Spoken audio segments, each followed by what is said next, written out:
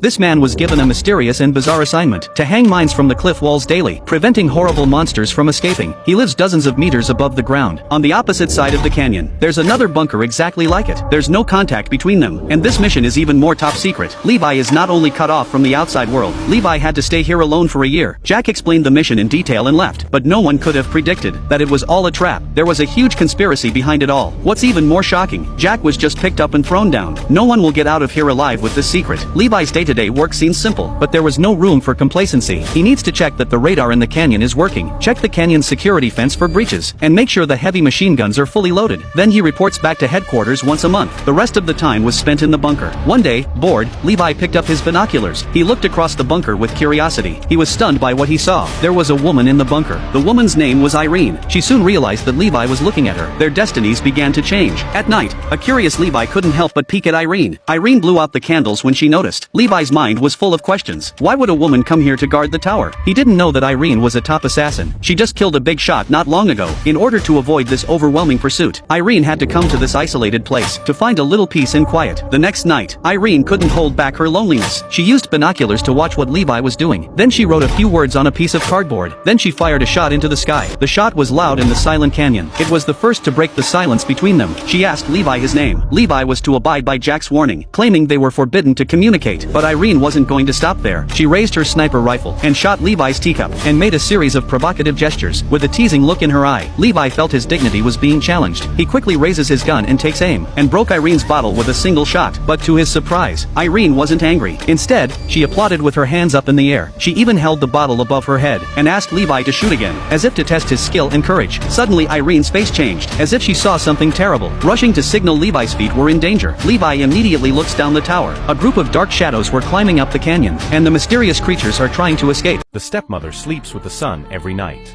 But tonight, the father pushed the door open. He asked the son where the stepmother was. The son said he didn't know. Luckily, the stepmother hid in the toilet and wasn't spotted. The stepmother calmed herself down. However, just as she was about to come out, the father came back unexpectedly. This sudden situation startled both of them again. The father told the son to be sure to tell him when he saw the stepmother. Seeing the father turn around and leave, the son quickly got up and went to the door. After making sure that the father was far away, he quickly asked the stepmother to leave the room. The next day, worried that the son might be lonely on his own, the father specially introduced a girlfriend to him. But the son didn't even look at her.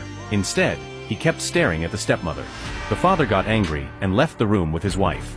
In the middle of the night, the son told the stepmother that he wanted to leave. He thought that what they were doing would be discovered by the father sooner or later. The next day, after the father finished exercising, the son handed him a glass of juice. He had planned to tell the father that he wanted to leave, but before he could say a word, the father told the son that he'd been feeling that his wife was acting strange lately and suspected that she was betraying him. Hearing this, the son felt very nervous. He had the feeling that the father knew something,